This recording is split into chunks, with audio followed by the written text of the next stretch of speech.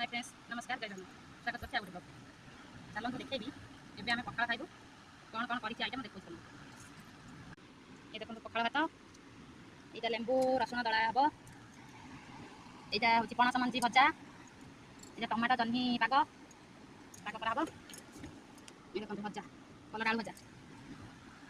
ମଝିଆ ଖାଇବ ମଝିଆ ବସିଛି ମଝିଆର ମୋର ବସିକି ଖାଇବୁ ଏବେ ଆଉ ମଝିଆ ତାର ଦଳି ଦେଲାଣି ଲେମ୍ବୁ ଆମେ ଲଙ୍କା ଦଳି ଦେଲୁ ତୁ ଖାଇବୁନି ନା ଲଙ୍କା ଦଳିଲୁ ଲଙ୍କା ଦଳ ନା ଲୁଣଟା ପକାଇନି ଭାତରେ ଲୁଣଟା ପକା ଏଇଟା ଟମାଟୋ ଏଇଟାରେ ବଢ଼ିଆ ଭାତ ଥିବ ଟମାଟୋ ଆଳୁ ଟମାଟୋ ଜହ୍ନି ପିଆଜ ଦେଖନ୍ତୁ ତାକୁ ଟିକିଏ ପାଗ କରିବା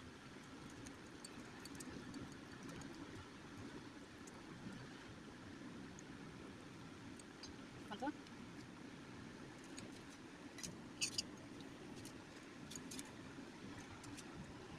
ରାଗ କରିବି ନା ଜହ୍ନିଟା ଦଳାଟା ରାଗ କରିବି ନା ଖାଇବୁ ଖାଇବୁନି ହଁ ଭଲ ଲାଗୁଛି ନା ପଖାଳ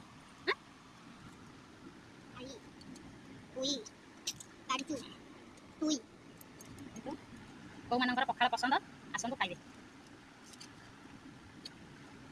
ସକାଳୁ ସକାଳୁ ଆମ ଓଡ଼ିଆ ଘରେ ସମସ୍ତଙ୍କ ଘରେ ପଖାଳଟା ନିହାତି ଆବଶ୍ୟକ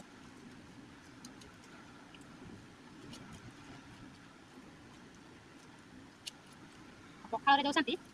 କେଉଁ 5 ଷ୍ଟାର୍ ହୋଟେଲରେ ବି ଯେଉଁ ରନ୍ଧା ଖାଦ୍ୟ କି ଯେମିତି ବିରିୟାନୀ ଚିକେନ୍ ସବୁ ଯେମିତି ମିଳୁଛି ସେଗୁଡ଼ାରେ କିଛି ଶାନ୍ତି ନାହିଁ ପାଗ ହେଇଗଲା ଆମର ରେଡ଼ି ଏବେ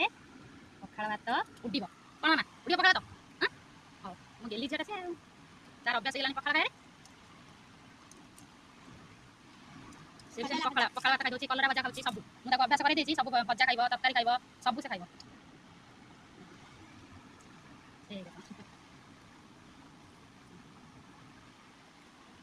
ଛୋଟ ଛୁଆଙ୍କୁ ଭଜା ଯେମିତି ପରିବାରେ ସବୁ ଭଜା ହେଇଥିବ ତରକାରୀ ହେଇଥିବ ଛୋଟ ଛୁଆମାନଙ୍କୁ କହିଲେ ଭଲ ତାଙ୍କୁ ପ୍ରୋଟିନ୍ ମିଳିବ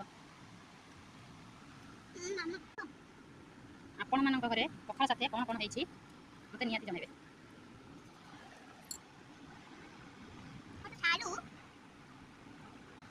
ଏବେ ଟିକେ ଖାଇଦେବା ପଖାଳ ଭାତ ତାପରେ ଯାଇକି ଆପଣ ସବୁ କାମ କରିବା ବହୁତ କାମ ଅଛି ସରିନି କାମ କରିବା ରହୁଛି ଜୟ ଜଗନ୍ନାଥ।